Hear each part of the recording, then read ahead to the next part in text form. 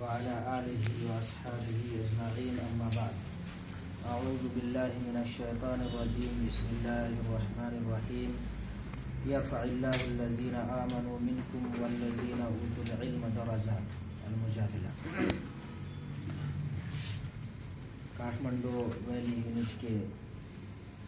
معزز اراکین یونٹ پیارے بھائیوں، السلام علیکم ورحمۃ اللہ وبرکاتہ۔ سب سے پہلے میں اللہ تعالیٰ کا شکر ادا کرتا ہوں کہ ہماری نوجوان ٹیم کی جانب سے اس ویلی یونٹ کے پروگرام کو الحمدللہ بہت ہی مؤثر اور مفید بنایا جا رہا ہے، اور ہمارے یہاں ڈیولپمنٹ الحمدللہ میں اس حیثیت سے دیکھ رہا ہوں کہ قرآن مجید کا درس، حدیث کا درس، مختلف ٹاپکس اور موضوعات پہ گفتگو کا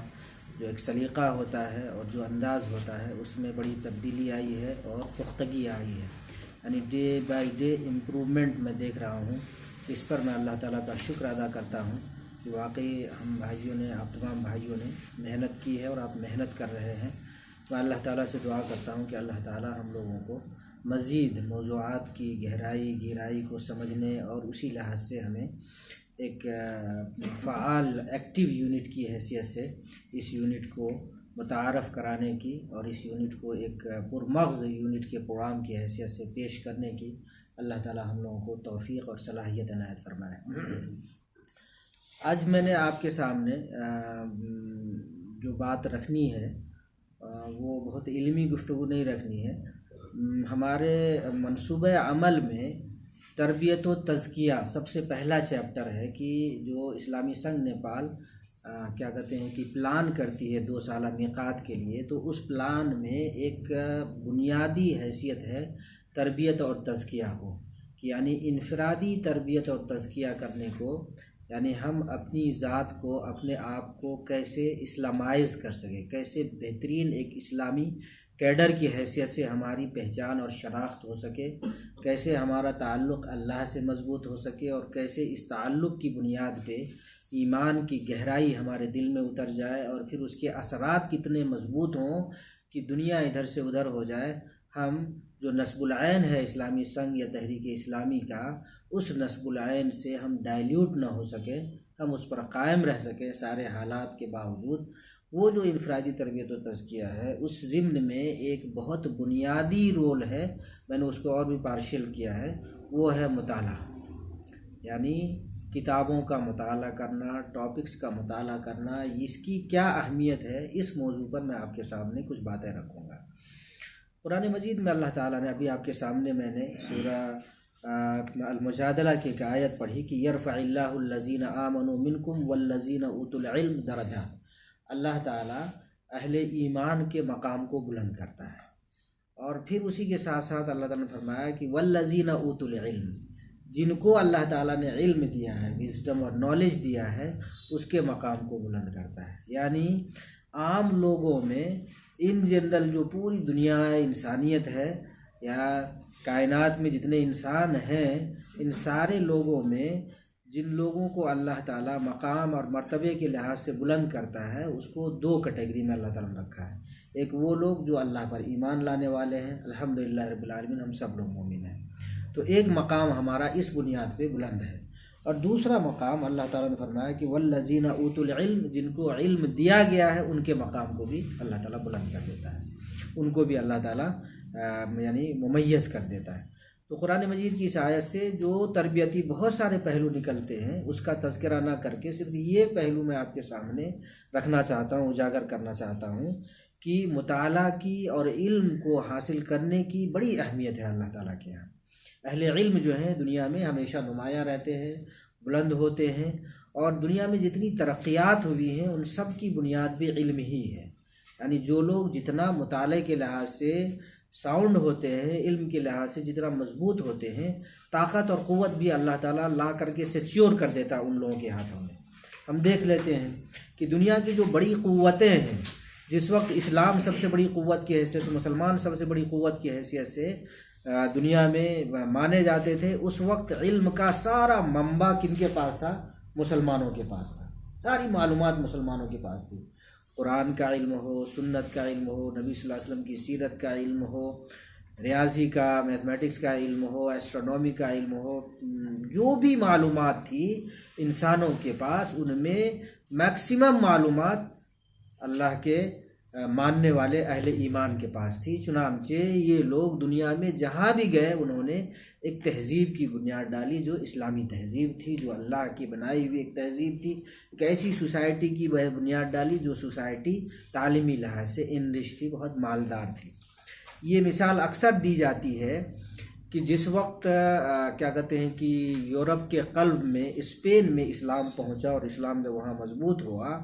تو کہا یہ جاتا ہے کہ یورپ کی پوری سینٹرل لائبریری کی کتابوں کو اگر ایک جگہ جمع کر دیا جاتا تو وہ کتابیں کم ہوتی اس سے جتنی کتابیں ایک فرد کے، ایک مسلم گھر، اسپین کے ایک مسلمان کے گھر میں کتابیں رکھی جاتی اور پڑھی جاتی تھی۔ یعنی علم کا وہ مقام تھا، وہ اہمیت تھی مسلمانوں کے یہاں۔ بغداد میں جب تاتاریوں نے حملہ کیا اور اس نے پوری مسلمانوں کو تہو بالا کیا تو کہا جاتا ہے کہ لائبریری کی کتابوں کو لا کر کے جب اس نے جلایا تو جیسے ایسے لگا کہ سمندر پاٹ دیا گیا، پانی سوکھ گیا اور ان کتابوں سے پوری جو ہے یہ پورا بغداد کا پوری ندیاں اور سارے سمندر بھر گئے۔ ہندوستان میں بھی جب مغل آئے تھے تو مغلوں کے زمانے میں کہا جاتا ہے کہ علم کو ہندوستان میں اتنی ترقی ملی کہ ساری دنیا کے مقابلے میں مغل کے پیریڈ میں، انیشیل پیریڈ میں، یعنی بابر، ہمایوں، اکبر اور شاہ جہاں تک کے پیریڈ کو مان لیں، جہانگیر اور شاہ جہاں، اس پورے پیریڈ میں، اور اورنگزیب عالمگیر رحمۃ اللہ علیہ کا آخری پیریڈ ہے، اس پورے پیریڈ میں ہندوستان میں علم کا سمندر ہوتا تھا اور عراق کے علماء ہندوستان کے علماء سے رابطہ قائم کرتے تھے علم کو حاصل کرنے کے لیے۔ دنیا کے مختلف ورلڈ کے لوگ ہندوستان کے علماء سے رابطہ قائم کرتے تھے۔ تو ایک بنیادی بات جو میں آپ کے سامنے رکھنا چاہ رہا تھا وہ یہ کہ اہل علم کو اللہ تعالیٰ بلند مقام دیتا ہے، بہت مرتبہ بلند کرتا ہے۔ اللہ کے نبی صلی اللہ علیہ وسلم کی تعریف میں قرآن مجید میں اللہ تعالیٰ نے ارشاد فرمایا وَالَّذِي بَعَثَ فِي الْأُمِّيِّينَ رَسُولًا مِّنْهُمْ يَتْلُو عَلَيْهِمْ آيَاتِهِ وَيُزَكِّيهِمْ وَيُعَلِّمُهُمُ الْكِتَابَ وَالْحِكْمَةَ وَإِنْ كَانُوا مِنْ قَبْلُ لَفِي ضَلَالٍ مُّبِينٍ۔ وہی اللہ ہے جس نے جاہل اور ناخوادہ لوگوں میں سے ایک رسول کو پیدا کیا، یتلو علیہم آیاتی، جو رسول لوگوں کو اللہ کی آیات قرآن مجید کو پڑھ پڑھ کر کے سناتے تھے، وَيُزَكِّيهِمْ، اور اس کے ذریعے سے ان کے دلوں کو پاک کرتے تھے، تزکیہ کرتے تھے، دلوں کو صاف کرتے تھے، وَيُعَلِّمُهُمُ الْكِتَابَ وَالْحِكْمَةَ، اور ان لوگوں کو جو جاہل تھے، ان پڑھ تھے، ناخوادہ تھے، جاہلیت کی زندگی گزار رہے تھے، جن انسانوں والی زندگی، کیا کہتے ہیں کہ جانوروں والی زندگی گزار رہے تھے، علم نہ ہونے کی بنیاد پہ، ان کو اللہ کے نبی صلی اللہ علیہ وسلم تعلیم دیتے تھے قرآن مجید کے ذریعے سے اور حکمت اور دانائی کے ذریعے سے۔ تو یہ جو تعلیم تھی، اس تعلیم کے نتیجے میں وہ قوم جو ابھر کر کے آئی، آپ تصور کریں کہ ایک قوم کا ایک فرد نہیں، سارے افراد، اللہ ماشاء اللہ 2 4 6 10 گنتیوں میں آپ گن سکتے ہیں، باقی سارے کے سارے افراد ایک طرف سے ان میں برائیاں پائی جاتی تھیں۔ شراب پینے کی بھی برائی تھی، لا علمی کی برائی بھی تھی، جہل کی برائی بھی تھی، لوٹ مار بھی تھی، گندگیاں بھی تھی۔ ان ساری برائیوں کو قرآن کی تعلیم کے ذریعے سے، اور جب قرآن کا مطالعہ انہوں نے کرنا شروع کیا تو ایسے ختم کر دیا گیا جیسے کہ مثال کے طور پر یہاں گندگیوں کا ایک ڈھیر ہو اور یہ ایک لینڈ مارک ہو۔ اس گندگی کے ڈھیر سے اس لینڈ مارک کو جیسے ہی پار کیا آدمی نے، ادھر کی ساری گندگی ادھر رہ گئی اور ادھر کی ساری اچھائیاں ادھر آ گئی، یعنی اب کوئی گندگی نہیں رہی اس میں۔ یہ وجہ تھی مطالعے اور قرآن مجید کی انڈرسٹینڈنگ کی سمجھ جب ان کے اندر پیدا ہو گئی قرآن کو پڑھ کر کے۔ تو سید قطب شہید رحمۃ اللہ علیہ نے اس بات کو بڑے اچھے انداز میں لکھا ہے کہ صحابہ کرام ایمان لانے سے پہلے بالکل یعنی ان کی کفر اور شرک والی جو زندگی تھی انتہائی گندگی والی زندگی تھی، اور ایمان لانے کے بعد انتہائی پاکیزہ زندگی، ایسی پاکیزہ زندگی کہ ویسا معاشرہ پھر دنیا میں کبھی وجود میں نہیں آ سکتا ہے، اتنا نیک، صالح، پائس، مقدس معاشرہ۔ اس کی وجہ انہوں نے یہ لکھی کہ جب وہ ایمان لائے تو پہلا کام انہوں نے یہ کیا کہ انہوں نے شرک اور کفر کی ساری گندگیوں کو مکمل طور سے چھوڑ کر کے اسلام کی ساری اچھائیوں کو مکمل طور سے اپنا لیا، نمبر 1۔ اور دوسری وجہ انہوں نے بتائی کہ قرآن مجید کی ایک ایک آیت کو انہوں نے پڑھا، سمجھا اور عمل کرنے کے لیے انہوں نے اپنے آپ کو مکمل طور سے آمادہ کر دیا کہ اب اس آیت کے مفہوم کے خلاف کوئی کام میں نہیں کروں گا۔ اس کے نتیجے میں یہ ہوا کہ ادھر جو گندگی تھی اس طرف وہ آئی ہی نہیں، وہ ادھر ہی رہ گئی۔ اب قرآن پڑھنے کے بعد ایک روشنی آئی، ایک نور آیا، ایک تبدیلی آئی، جس کو ہم ریولوشن کہتے ہیں، انقلاب کہتے ہیں۔ انقلابی تبدیلی آئی کہ پیچھے کی ساری چیزیں چھوٹ گئی اور نئی چیزوں کا آغاز ہوا۔ تو میں یہ کہہ رہا تھا کہ اللہ کے نبی صلی اللہ علیہ وسلم بھی اس طریقے سے لوگوں کو پڑھا کر کے، تعلیم دے کر کے، مطالعہ کروا کر کے، قرآن کی آیت کو سمجھا کر کے، اور لوگ بھی ان آیتوں کو پڑھ کر کے، سمجھ کر کے، مطالعہ کر کے انہوں نے اپنی زندگی کو بہت بڑا بنایا، بہتر بنایا۔ ایک اور مفہوم سمجھنے کی کوشش کریے کہ اللہ تعالیٰ نے جتنے انبیاء کرام کو بھیجے ان کے اوپر وحی آتی تھی۔ وحی آئی، مثلا کوئی حکم اللہ تعالیٰ کو نازل کرنا ہوا، وحی کر دیا اور آپ کو حکم ہو گیا کہ آپ لوگوں کو یہ بات بتا دیجیے کہ اللہ کا یہ حکم ہے۔ اگر یہی طریقہ اللہ تعالیٰ نے رائج کر دیا ہوتا تو یہ کچھ کم نہیں ہوتا، لیکن اس کے باوجود بھی اللہ تعالیٰ نے وحی کو اسٹور کرنے اور کتابی شکل میں دینے کا رواج عام کیا۔ ہم جانتے ہیں نا، ہم کو ایمان لانے کا حصہ بتایا جاتا ہے کہ میں ایمان لاتا ہوں اللہ پر، اللہ کے رسولوں پر، بلکہ اللہ پر، اللہ کے فرشتوں پر، اور پھر کتابوں پر، اور پھر رسولوں پر۔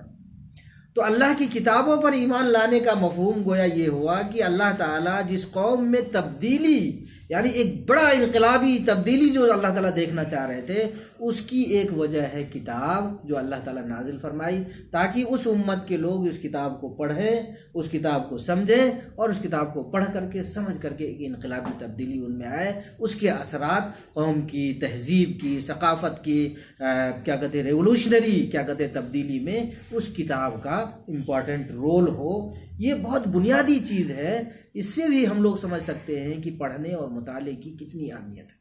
اس کے بنا کسی قوم میں کوئی بڑی تبدیلی نہیں ہو سکتی، کوئی تہذیب دیر پا تہذیب نہیں بن سکتی، کوئی ثقافت بہت دیر تک رہنے والی کوئی ثقافت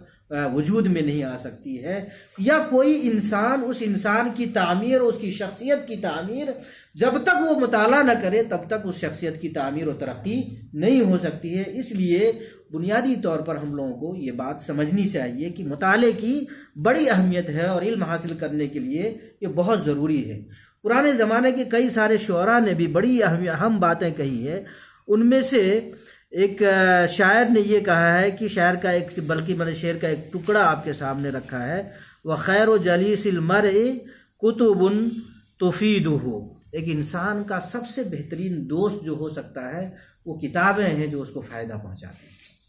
آپ پبلک میں ہیں، لوگوں کے ساتھ اٹھ بیٹھ رہے ہیں، ٹھیک ہے، پبلک ریلیشن کے لیے بہت اچھا ہے، لیکن آپ کی سول کو، آپ کی روح کو مضبوط کرنے کے لیے، آپ کی زبان کو قوت دینے کے لیے، آپ کے برین کو ایکٹیویٹ کرنے کے لیے، آپ کی صلاحیتوں کو نکھارنے کے لیے یہ کتاب ہی ہے، جو کتاب کے مطالعے سے انسان سمندر کو کہتے ہیں کوزے میں بند کر دیتا ہے۔ یعنی بڑی بڑی باتوں کو، بڑی بڑی فلاسفیز کو لوگ چند صفحات میں لکھ ڈالتے ہیں یا اپنی زبان سے باتوں کو بیان کر دیتے ہیں۔ جن کے پاس علم کی جتنی گہرائی ہوتی ہے، جتنی پختگی ہوتی ہے، معلومات جن کا جتنا وسیع ہوتا ہے، اسی لحاظ سے انسان چیزوں کو لوگوں کے سامنے انٹرپریٹ کرتا ہے، پھر پریڈکٹ بھی کرتا ہے۔ وہ انسان جب مطالعہ کرتے کرتے کرتے کرتے، تہذیبوں کا مطالعہ کرتے کرتے، ثقافتوں کا مطالعہ کر کے، تاریخ کا مطالعہ کر کے انسان اس لیول پہ پہنچ جاتا ہے کہ وہ پریڈکٹ کرتا ہے کہ پچھلے 400 سالوں میں، 500 سالوں میں، 1000 سالوں میں ہم نے تہذیبوں کے عروج و زوال کو اس طریقے سے دیکھا ہے، ممکن ہے کہ اب آنے والے 10 سالوں میں، 20 سالوں میں، 50 سالوں میں یہ تبدیلی آ سکتی ہے۔ یہ انسان کے عمیق اور گہرے مطالعے کے نتیجے میں بنیاد پہ ہوتا ہے۔ تو کسی شاعر نے یہ بات کہی کہ وَخَيْرُ جَلِيسٍ فِي الزَّمَانِ كِتَابٌ، دنیا میں بہترین دوست جو ہو سکتا ہے انسان کا وہ کتاب ہے۔ کتاب کے ذریعے سے انسان اپنی تہذیبی سرمایہ کو بڑھاتا ہے، علمی معلومات کے خزانے میں اضافہ کراتا ہے۔ امام ابن مبارک رحمۃ اللہ علیہ کا قول ہے کہ انی اذا کنت فی المنزل جالست اصحاب محمد صلی اللہ علیہ وسلم۔ امام ابن مبارک کے بارے میں جب ان سے پوچھا گیا کہ جب آپ تنہائی میں ہوتے ہیں تو آپ کیا کرتے ہیں، انہوں نے کہا کہ جب میں تنہائی میں ہوتا ہوں، اپنے گھر میں ہوتا ہوں، تو میں نبی صلی اللہ علیہ وسلم کے اصحاب یعنی صحابہ کرام کے ساتھ بیٹھتا ہوں۔ تو لوگوں نے پوچھا حیرت کے ساتھ کیسے، وہ تو دنیا سے گزر گئے،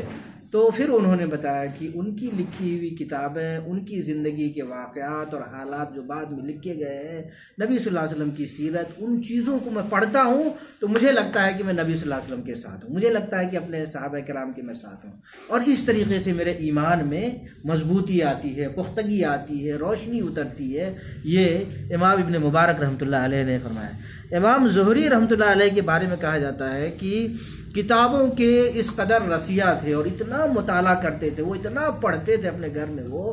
کہ ان کی اہلیہ کہتی ہیں، جل بھن کر کے ایک بار کہتی ہیں کہ آپ کی ان کتابوں نے اور آپ کے مطالعے کی اس شوق نے تو ایسا لگتا ہے کہ میری اگر 3 سوتنیں ہوتی، یعنی میں ایک بیوی آپ کی ہوں اور پلس 3 اور ہوتی آپ کی، تو وہ اتنی مشکل نہیں ہوتی میرے لیے جتنی آپ کی یہ کتاب ہے اور آپ کا یہ مطالعہ ہے۔ لگے رہتے تھے مطالعے میں، جس کی وجہ سے علم کا سمندر ہو۔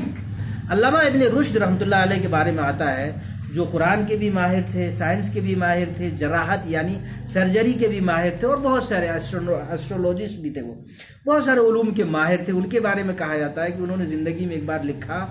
کہ میں نے اپنی پوری زندگی میں ہوش سنبھالنے کے بعد صرف 2 راتوں کا مجھے خیال آتا ہے کہ ان 2 راتوں میں میں مطالعہ کرنے سے چوک گیا، پڑھنے سے چوک گیا، اور مجھے اس کا افسوس ہے۔ ایک رات جب میری شادی ہوئی تھی، نکاح ہوا تھا، تو اس رات میں میری مصروفیت کی وجہ سے، اور دوسری جس رات میری والدہ محترمہ کا انتقال ہوا تھا، اس رات میں غم اور معاملات میں پڑھ نہیں پایا، جس کا مجھے افسوس ہوتا ہے۔ پرانے زمانے کے جو لوگ تھے، خود یہ آج کے زمانے میں یعنی 20ویں صدی میں مولانا ابوالکلام آزاد رحمۃ اللہ علیہ کے بارے میں آتا ہے کہ وہ رات بھر 500 صفحات ایک رات میں پڑھ لیا کرتے ہیں۔ خود غبار خاطر میں، ان کی جو مشہور کتاب ہے غبار خاطر، اس میں انہوں نے لکھا ہے کہ 400 500 صفحات کی کتابیں 1 سے 2 راتوں میں پڑھ لیا کرتا تھا۔ جس رات میں مطالعہ نہیں کر پاتا تھا، مجھے ایسا لگتا تھا کہ میں نے دنیا چھوڑ دی۔ یہ ان کی صورتحال ہوتی تھی۔ تو مطالعہ جو ہے یہ بہت اہم چیز ہے، اور اسی لیے تحریک اسلامی کے افراد سے یہ مطالبہ کیا جاتا ہے کہ کتابوں کا مطالعہ کیا جائے اور خوب جم کے مطالعہ کیا جائے۔ یہ ہمارے اور مطالعے کی وجہ سے، علم کی وجہ سے انسان کی جو تکریم ہے وہ تو ہم اس واقعے سے بھی جانتے ہیں۔ حضرت آدم علیہ السلام کا واقعہ، آدم علیہ السلام کو جب بنانے کا فیصلہ کیا اللہ تعالیٰ نے، تو اس سے پہلے فرشتوں سے کہا کہ میں ایک مخلوق بنانے جا رہا ہوں اور یہ ہے، اور جب بن جائے تو تم اس کو روح پھونک دوں تو تم سجدہ کرنا۔ تو انہوں نے بڑی باتیں کی۔ اللہ تعالیٰ نے آدم علیہ السلام کو علم سے پوری کائنات کی معلومات سے نوازا، اور پھر اس کے بعد جو فرشتوں نے اشکال کیا تھا، پھر کہا کہ فرشتوں تم ذرا اس کائنات کی معلومات فراہم کرو مجھ کو۔ تو فرشتوں نے کہا کہ مجھے نہیں معلوم، آپ نے جو کچھ مجھے علم دیا اتنا معلوم ہے، باقی میں کچھ نہیں جانتا۔ پھر اللہ تعالیٰ نے آدم سے کہا کہ آدم تم ساری کائنات کی معلومات فراہم کرو فرشتوں کے سامنے۔ چنانچہ آدم علیہ السلام نے جب یہ معلومات فراہم کی تو اس کے بعد فرشتے مبہوت ہو گئے، اور فرشتوں نے آدم علیہ السلام کو سجدہ کیا۔ تو یہ جو معلومات کی بنیاد پہ انسان کو اس دھرتی کا جو خلافت عرضی دی گئی ہے، یعنی اس زمین پہ خلافت دی گئی ہے کہ اللہ کے نظام کو، اس کائنات کے نظام کو اللہ کی مرضی کے مطابق چلانا ہے، بغیر معلومات کے ایک ان پڑھ اور جاہل انسان کیا چلائے؟ ایک جاہل انسان تو اپنا عقیدہ بھی درست نہیں رکھ سکتا ہے۔ کہا جاتا ہے کہ عقیدے جو ہے جو بنتے اور بگڑتے ہیں وہ علم اور جہل کی بنیاد پر۔ جو انسان جاہل ہوگا وہ اس کا عقیدہ بگڑ جائے گا، جو انسان عالم ہوگا اس کا عقیدہ پختہ ہوگا۔ اسی لیے قرآن مجید میں اللہ تعالیٰ نے فرمایا کہ فَاعْلَمْ أَنَّهُ لَا إِلَهَ إِلَّا أَنَا، پہلے جان لو اور تب یہ یقین کرو کہ اللہ کے علاوہ یا میرے علاوہ کوئی معبود نہیں۔ تو علم، معلومات کا اکٹھا کرنا، معلومات کا حاصل کرنا، مطالعہ کرنا، جاننا، یہ ہمارے لیے ضروری ہے۔ یہ اہمیت، علم اور مطالعے کی اہمیت سے متعلق میں نے آپ کے سامنے کچھ باتیں رکھی ہیں۔ امام جوزی رحمۃ اللہ علیہ کہتے ہیں کہ مجھے زندگی میں جب کوئی نئی کتاب مل جاتی تھی تو مجھے ایسا محسوس ہوتا تھا کہ مجھے کوئی بڑا خزانہ مل گیا، یعنی دولت کا بہت بڑا ڈھیر مل گیا ہم کو، اور پھر اس کو مطالعے میں غرق رہ جایا کرتے تھے۔ تو ایک شاعر نے اردو میں بھی ایک شعر کہا ہے، سرور علم ہے کیف شراب سے بہتر۔ علم کی جو روشنی ہوتی ہے، جو اس کی خوشی ملتی ہے، یعنی ایک نالج، ایک نئی معلومات اگر آج ہم نے حاصل کر لی ہے تو وہ ایک طرح سے شراب کی کیف اور مستی جو ہوتی ہے اس سے بھی زیادہ سوا ہے، اس سے بڑھ کر کے ہے یہ علم اور معلومات کا سرور اور اس کی خوشی۔ کوئی رفیق نہیں ہے کتاب سے بہتر، کتاب سے بہتر کوئی رفیق نہیں ہے۔ اس لیے مطالعے کو ہم سب لوگ لازمی بنائیں کہ مطالعہ ہماری زندگی کے لیے بہت اہم ترین ہے۔ اب آئیے کہ ہم یہ دیکھیں کہ مطالعہ ہم کیا کریں. یہ مختصراً ان باتوں کو رکھ کر کے مطالعے کی اہمیت، مطالعے سے کیا ہوتا ہے، تہذیبوں کا نشو و نما کیسے ہوتا ہے، تہذیبی ترقی کیسے ہوئی، ہمارے مسلم اسکالرس اور فلاسفرز نے دنیا میں کس طریقے سے لوگوں کو معلومات کی بنیاد پہ. خود ہندوستان میں البیرونی جس وقت ہندوستان میں آیا، یہ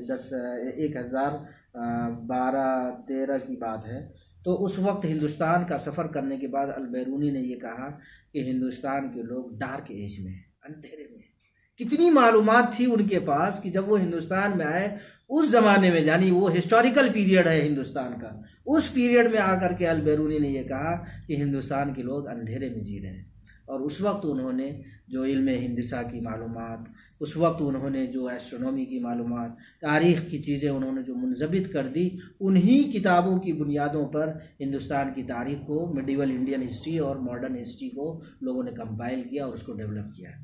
یعنی ہمارے مسلم فلاسفر نے، اسکالرس نے دنیا کو کیا کیا چیزیں دی ہے، اس کے بارے میں ہم لوگ سوچ سکتے ہیں اور اندازہ بھی نہیں ملا.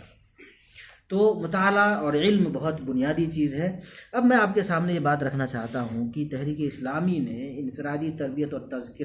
تزکیے میں مطالعے کو ایک دم سے بنیادی حیثیت، کلیدی حیثیت کے طور پر کیوں رکھا ہے اور کن کن چیزوں کو اس مطالعے میں شامل کیا ہے، اس کی طرف میں آپ لوگوں کو متوجہ کرانا چاہتا ہوں. مطالعے میں سب سے بنیادی مطالعہ ہے قرآن مجید کا. قرآن مجید اللہ تعالیٰ کی کتاب ہے، اور یہ میں اپنے نوجوان ساتھیوں کے درمیان جب گفتگو کرتا ہوں تو یہ ایک عام مثال سمجھانے کے لیے ان سے یہ بات کہتا ہوں. اللہ تعالیٰ عقل و دماغ اور عقل و خرد کا منبع ہے. اللہ تعالیٰ ہی نے سارے انسانوں کو عقل دیا ہے. سارے انسانوں کی عقل کو ایک جگہ جمع کیا جائے تو کیا ان کی عقلیں ایک جگہ جمع ہو جانے سے اللہ تعالیٰ کی جو سرچشمہ علم ہے، جو اللہ تعالیٰ کی سوچ ہے اور اللہ تعالیٰ کی فراست ہے، جو اللہ تعالیٰ کی معلومات ہے، کیا اس کے برابر ہونے کا کوئی شبہ بھی کر سکتا ہے؟ نہیں کر سکتا. ساری دنیا کی کتابیں آپ پڑھ لیجئے، لیکن یہ انسانوں کی لکھی ہوئی کتابیں ہیں، اور وہ کتاب جو انسانوں کے خالق کی لکھی ہوئی ہے، یعنی اللہ تعالیٰ کی کتاب ہے، جو قرآن مقدس، جو وحی کے طور پر اللہ کے نبی صلی اللہ علیہ وسلم کے اوپر نازل فرمایا ہے، اس کتاب کے مطالعے سے جو ہمارا وزڈم، ہماری معلومات، ہمارا شعور، اللہ تعالیٰ کی طرف ہماری انابت اور اللہ تعالیٰ سے ہماری توجہ جس قدر بڑھے گی، وہ کسی اور کتاب سے ممکن نہیں.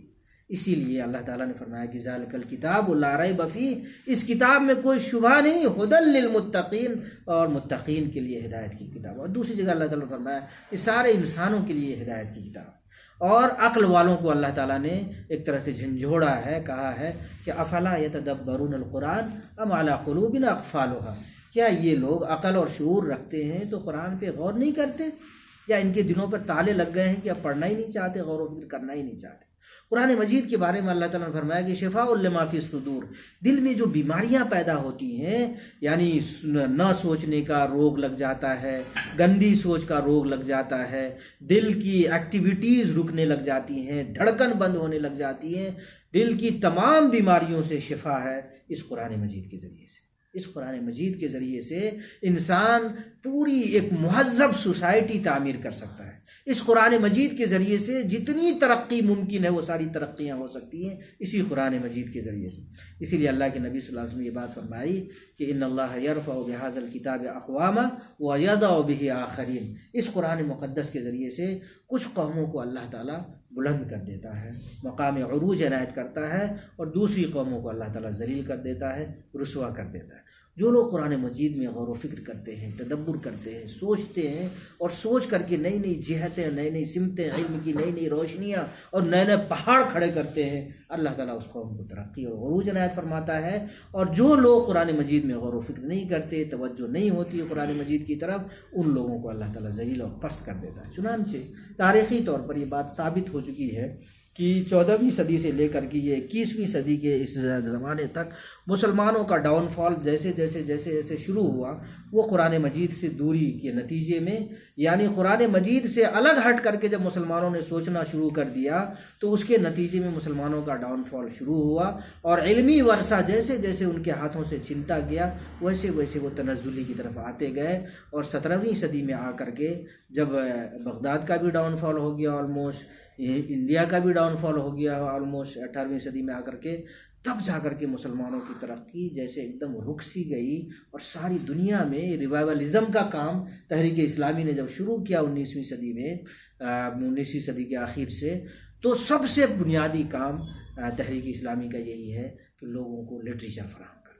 لوگوں کو قرآن سے جوڑنے کی کوشش کرنا، لوگوں کو سنت سے جوڑنے کی کوشش کرنا، اور کتابیں فراہم کرنا تاکہ لوگ کتابوں سے جڑ جائیں اور نئی نئی جہات اور نئے نئے افق پھر ان کے سامنے کھلیں۔ جو دروازے بند ہو گئے ہیں علم کے، سوچ کے، وہ سارے دروازے پھر سے کھولے جائیں۔ اسی لیے تحریک اسلامی نے ایک بڑا کام یہ کیا کہ اپنے بڑی بڑی شخصیات کو، ان کی سرمایہ حیات کو لکھنے پہ لگایا۔ مولانا مودودی رحمۃ اللہ علیہ کے بارے میں کہا جاتا ہے کہ ان کی زندگی کا اگر ایک ایک دن کا حصہ لگایا جائے تو انہوں نے جتنی کتابیں لکھ دی ہیں پر ڈے شاید 100 صفحات ان کی لکھنے کا پڑے گا،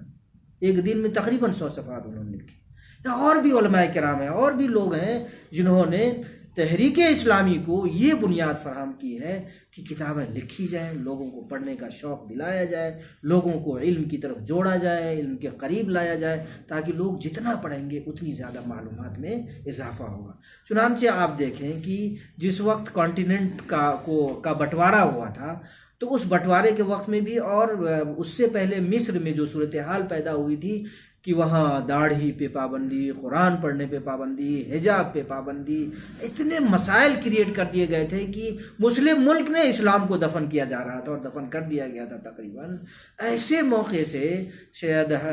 حسن بننا شہید رحمۃ اللہ علیہ اور سید قطب رحمۃ اللہ علیہ اور بھی ان کے جو احباب تھے، رفقا تھے، ان لوگوں نے جب لوگوں کو قرآن کی طرف اور کتابوں کی طرف جوڑا اور اپنی فکر کو جب لوگوں نے عام کیا، اور جب اس فکر کو لوگوں نے پڑھنا شروع کیا، تو ان کے ذہن و دماغ میں پختگی کتنی آئی، مضبوطی کتنی آئی، آپ اندازہ کر سکتے ہیں۔ ان کو جیلوں میں بند کیا جا رہا ہے، ان کو ایک طرح سے، یعنی آپ کہیں کہ پچھلے زمانے میں انبیاء کرام کو آرے سے چیرا گیا تھا، اور اس زمانے میں مصر کے قید و بند میں لوگوں کے ساتھ جو زیادتیاں ہوئی ہیں، یہ جو زمین کھرچنے کے لیے، فرش کو یا دیوار کو کھرچنے کے لیے وہ کیا کہتے ہیں کہ کیل کے جو وہ برش بنائے جاتے ہیں، ان برشوں سے ان کی جسم کی چمڑیوں کو کھرچا گیا، اس کے اوپر نمک اور مرچ چھڑکا گیا، اور ایسی صعوبتوں کے باوجود بھی وہ کہتے رہے کہ ہماری ماں نے ہمیں جنا اسی لیے ہے کہ ہم شہید ہوں، اور ایک شہید کے بدلے میں 10 شہید پیدا ہوں، اور پھر اسلام کے لیے وہ شہادت پیش کریں۔ یہ مطالعہ تھا ان کا، یعنی عمیق مطالعہ قرآن کا، سنت کا، حدیث کا، اللہ کے نبی صلی اللہ علیہ وسلم کی سیرت کا، لٹریچرز کا۔ ان کتابوں کے مطالعے کی وجہ سے ان کے ذہن میں جو اسلامی پختگی آئی تھی، اس پختگی کے نتیجے میں پہاڑ تو ہل سکتا تھا لیکن ان کا ایمان نہیں ہل سکتا تھا، ان کا یقین نہیں ہل سکتا تھا۔ یہ عمیق اور گہرے مطالعے کا نتیجہ تھا۔ خود ہندوستان میں جس وقت سائیں سائیں ہوائیں چل رہی تھی، اندھے کنوؤں میں مسلمانوں کو اٹھا کے پھینکا جا رہا تھا، بچوں کو جلایا جا رہا تھا، ایسے پرآشوب دور میں تحریک اسلامی کی جب بنیاد ڈال دی گئی، لوگ ڈرتے تھے اپنے گھروں سے نکلنے کے لیے، لیکن تحریک اسلامی، ہندوستان کے لوگ تحریک اسلامی کے لیے کام کرنے کے لیے آگے نکلتے تھے، کیونکہ ان کے پاس مولانا مودودی رحمۃ اللہ علیہ کی 1925 سے لے کر کے 1945-47 تک کی جو لکھی ہوئی کتابیں تھیں، تحریک اسلامی سے وابستہ جو افراد کی لکھی ہوئی کتابیں تھیں، سید قطب شہید اور امام حسن بننا شہید رحمۃ اللہ علیہ، اور پوری دنیا میں جو کتابیں لکھی گئی تھی تحریک اسلامی اور اسلام سے جڑنے اور اسلامائزیشن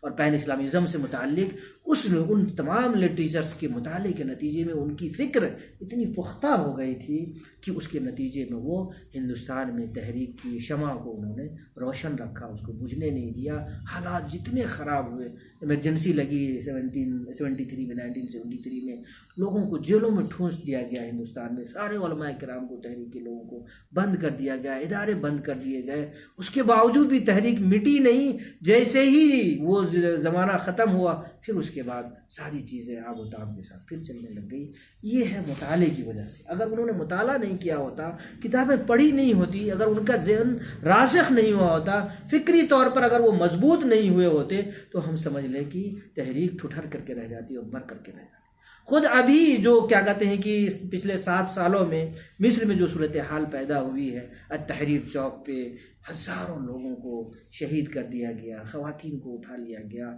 نماز کی حالت میں موت کے گھاٹ اتار دیا گیا، اس کے باوجود بھی الاسلام و سبیل الجہاد و سبیلنا، یہ جو باتیں آتی ہیں، اسلام ہمارا راستہ ہے، محمد ہمارے قائد ہیں، اللہ کے لیے قربانی دینا، لڑتے رہنا، دین کے لیے لڑتے رہنا، یہ ہمارا راستہ ہے اور اس راستے میں ہم چلتے رہیں گے اپنی جانیں دے کر کے۔ وہ مطالعے کا نتیجہ ہے۔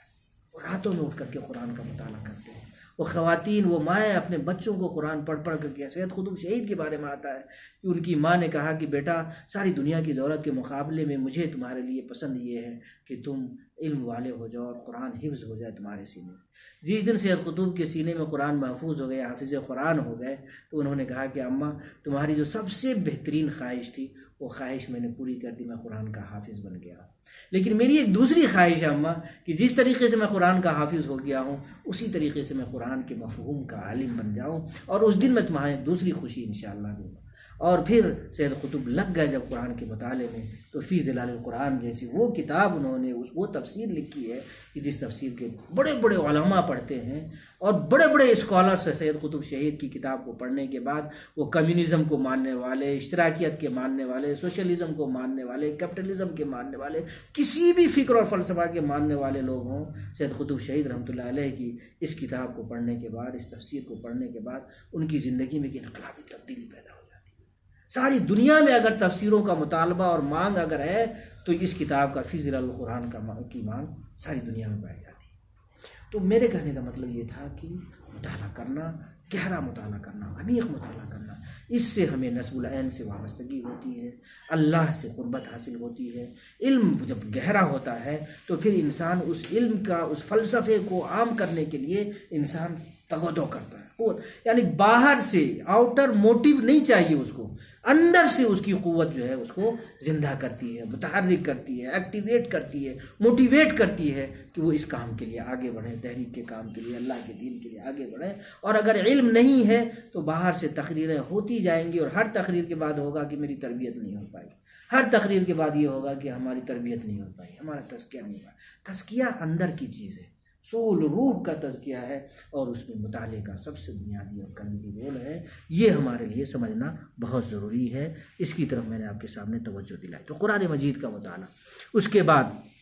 اللہ کے نبی صلی اللہ علیہ وسلم کی سیرت کا مطالعہ۔ ہم سب جانتے ہیں کہ نبی صلی اللہ علیہ وسلم کی جو زندگی ہے وہ قرآن مجید کا نمونہ ہے۔ نبی صلی اللہ علیہ وسلم کی زندگی کو جب ہم پڑھتے ہیں، سیرت رسول کا جب مطالعہ کرتے ہیں، تو آپ صلی اللہ علیہ وسلم اٹھتے کیسے تھے، بیٹھتے کیسے تھے، لوگوں سے ملنا کیسے ہوتا تھا، اسلام کی دعوت کیسے دیتے تھے، کھاتے کیسے تھے، پیتے کیسے تھے، بھائیوں سے بات چیت کیسے کرتے تھے، نمازیں کیسی تھی، رات میں جگ کر کے آپ کیا کرتے تھے، قرآن کی تلاوت کرتے ہوئے آپ کے اوپر کیفیت کیا طاری ہوتی تھی، اور اللہ کے دین کے لیے قربانی دینے میں آپ کی جو ایفرٹس ہیں، اور لوگوں کی جو تربیت کی ہے اصحاب کرام کی، وہ کس انداز کی آپ نے تربیت کی ہے، یہ ساری معلومات ایک اسٹیٹس مین کی حیثیت سے کیسے آپ صلی اللہ علیہ وسلم نے دنیا کو نمونہ پیش کر دیا، ایک باپ کا نمونہ، ایک تاجر کا نمونہ، ایک بہترین کیا کہتے ہیں زیرک انسان کا نمونہ، اور ایک داعی، ایک مبلغ، اللہ کی جانب سے ایک رسول کی حیثیت سے انسانوں کے خیرخواہ ہونے کا وہ نمونہ جو خیرخواہی کا آپ صلی اللہ علیہ وسلم نے پیش کیا ہے۔ یہ ساری چیزیں، اسٹریٹجی، پلاننگ کیسے آپ صلی اللہ علیہ وسلم کرتے تھے،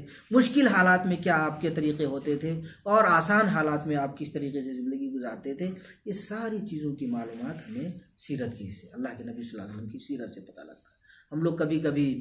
بایوگرافی پڑھتے ہیں نا لوگوں کے، کہ فلاں کی بایوگرافی پڑھا تو اس آدمی کی لائف نے مجھے بہت انسپائر کیا۔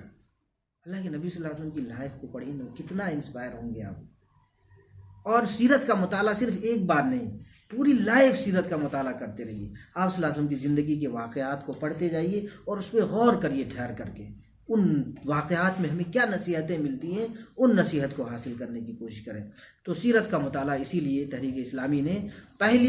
پہلا مطالعہ قرآن مجید کا اور دوسرا مطالعہ سیرت کے مطالعے کو لازمی قرار دیا ہے، کیونکہ جو آئیڈیل ہے ہمارے سامنے وہ پیارے نبی صلی اللہ علیہ وسلم کی زندگی، اور پیارے نبی صلی اللہ علیہ وسلم کی زندگی جب ہمارے لیے آئیڈیل ہے تو اس آئیڈیل کو جب تک ہم قریب سے نہیں جانیں گے، اتنا قریب سے کہ پڑھتے پڑھتے ہم نبی صلی اللہ علیہ وسلم کے ساتھ ہونے لگے، جیسا کہ ابھی میں نے بتایا کہ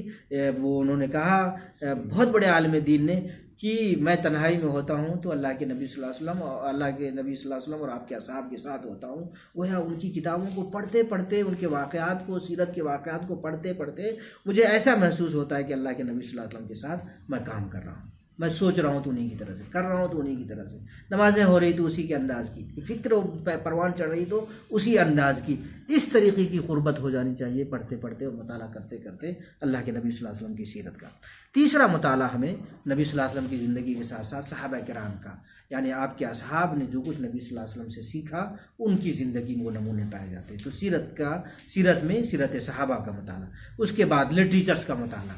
لٹریچر نے کیا کیا ہے، میں نے شروع میں بھی کچھ باتیں رکھی تھی، پھر دہرا دوں۔ لٹریچر نے کیا کیا ہے کہ مسلمانوں کا یا تحریک اسلامی کا جو نصب العین ہے، اس دھرتی پر اللہ کے دین کو غالب ہونا چاہیے، یعنی اسلام از دا بیسٹ، اسلام ہی سب سے بہترین نمونہ ہے، کیونکہ یہ اللہ کا دین ہے۔ یہ ایک فلسفہ ہے نا، یہ ایک فکر ہے، یہ ایک آئیڈیولوجی ہے۔ اس آئیڈیولوجی کو زبان سے، میرے کہنے سے، کسی عالم کے کہنے سے، تقریر سے آپ کے دماغ میں اتنا نہیں اترے گا جتنا کہ آپ کتابوں کے مطالعہ کرنے کے بعد اس کو سمجھ پائیں گے، اور وہ آپ کے دل میں اترے گا، مطالعے کے ذریعے سے سمجھیں۔ اسی لیے لٹریچر میں مولانا مودودی رحمۃ اللہ علیہ نے، رحمۃ اللہ علیہ نے، اسی طریقے سے سید قطب شہید رحمۃ اللہ علیہ نے، ہندوستان کے سید عروج قادری رحمۃ اللہ علیہ نے، جلال الدین انصر عمری نے، مختلف علماء کرام نے مختلف جہات سے کتابیں لکھی، ایک ہی بات کو کئی انداز سے۔ رحیم صدیقی صاحب نے سیرت پہ کتابیں لکھی تو لٹریچر کے انداز سے جو سیرت کی کتابیں لکھی گئی 10 جہات سے لکھی گئی، اور اسی طریقے سے آئیڈیالوجی کو